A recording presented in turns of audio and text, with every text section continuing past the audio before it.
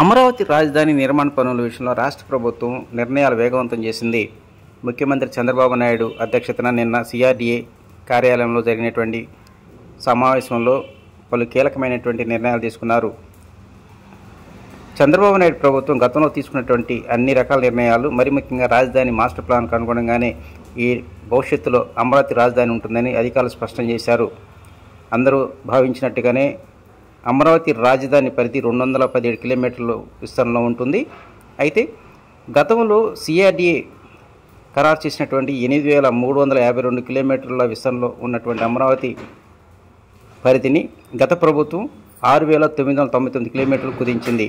ఈ నిర్ణయాన్ని తిరిగి మారుస్తూ గతంలోలానే 8,352 కిలోమీటర్ల విస్తరణలో అమరావతి ఉంటుందని రాష్ట్ర పురపాలక శాఖ మంత్రి పి నారాయణ తెలిపారు.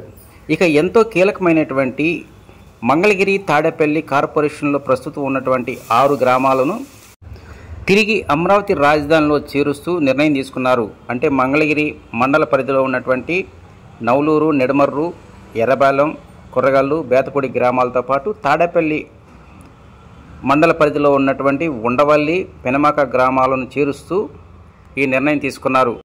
వాస్తవానికి ఈ 6 గ్రామాలు అమరావతి రాజధాని పరిధిలోని సిఆర్డీఏలో ఒకప్పుడు ఉండేవి. అయితే గత ప్రభుత్వం కార్పొరేషన్ నిర్మాణంలో భాగంగా ఈ 6 గ్రామాలను మంగళగిరి, తాడేపల్లి మున్సిపల్ కార్పొరేషన్లో కలిపింది. 217 కిలోమీటర్ల విస్తరణలో ఉన్నటువంటి అమరావతి రాజధానిలో దాదాపు 56 కిలోమీటర్ల విస్తరణలో ఈ 6 గ్రామాలు ఉన్నాయి. ఇక నుంచి ఈ 6 గ్రామాలు కూడా అమరావతి రాజధానిలో విలీనం చేయడం జరుగుతుందని మంత్రి నారాయణ తెలిపారు. ఇక అమరావతి రాజధాని ప్రాంతంలో 29 గ్రామాల్లో ఇప్పటి వరకు పేరుపోయినటువంటి ముళ్ల కంపను కూడా మరో 2 రోజుల్లో తొలగించే కార్యక్రమాన్ని చేపడుతున్నట్టు ఆయన విలేకరుల సమావేశంలో తెలియజేశారు.